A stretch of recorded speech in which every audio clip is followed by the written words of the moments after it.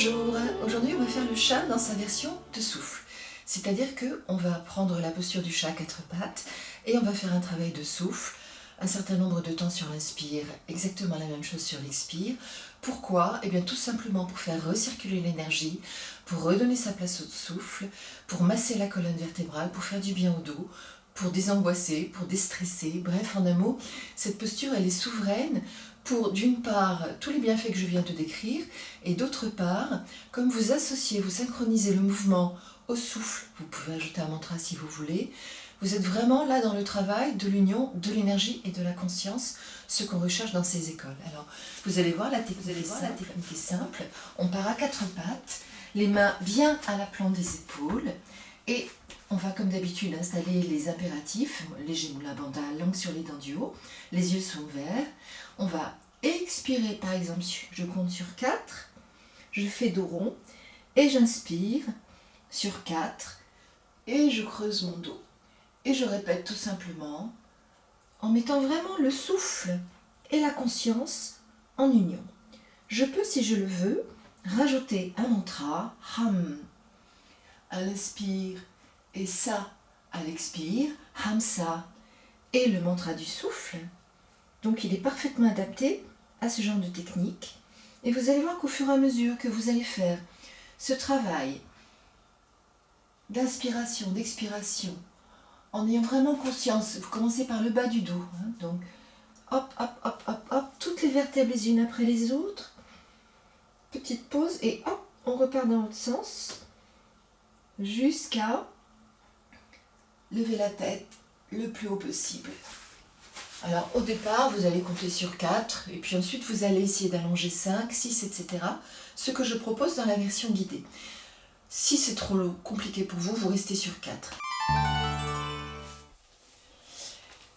Donc on va faire aujourd'hui la posture du chat dans sa version de souffle. On part à quatre pattes, les mains à peu près à la plante des épaules. Et là, vous installez un léger Mula Bandha.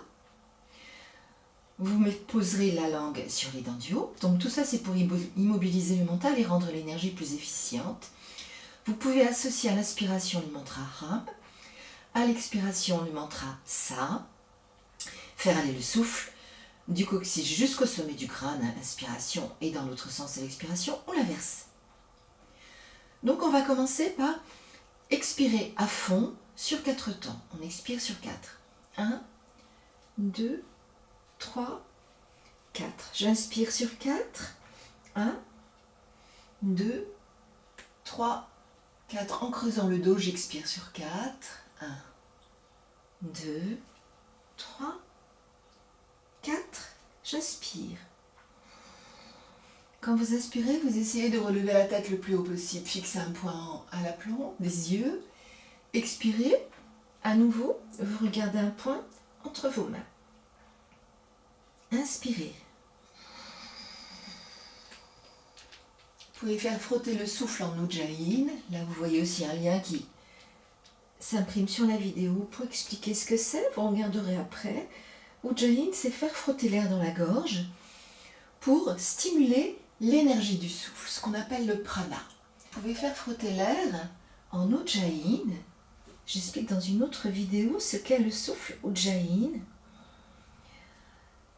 Il permet de subtiliser le souffle et de rendre l'énergie du souffle beaucoup plus présente dans la structure énergétique.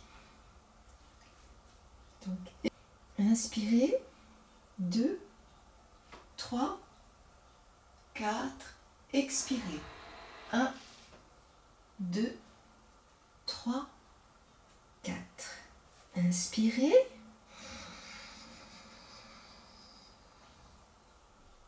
Expirez. On va expirer sur 5, si vous le pouvez. 3, 4, 5. Inspirez. 3, 4, 5. Expirez. Toujours le mantra, si vous avez choisi de l'associer. Donc le Ham à l'inspire. Et toujours le mouvement de la colonne bien réglé sur le trajet du souffle. L'expiration. Quand vous expirez, vous reflexez le poing entre les mains. Ça stabilise la pensée, ça calme le mental. Donc l'inspiration, on lève les yeux le plus haut possible, si vous le pouvez jusqu'au plafond, sinon vous faites au mieux. Dernière inspiration.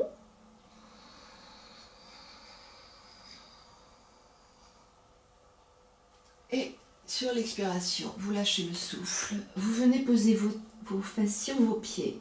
Vous allongez vos bras et vous restez comme ça un moment, en étirant bien le dos.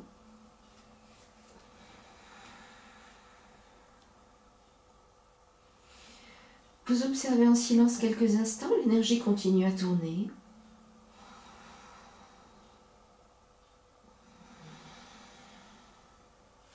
Et ensuite, soit vous restez dans la position de l'embryon d'or, soit vous vous mettez en assise. Voilà pour aujourd'hui. Donc vous verrez, si vous la mettez régulièrement au programme, elle fait vraiment du bien.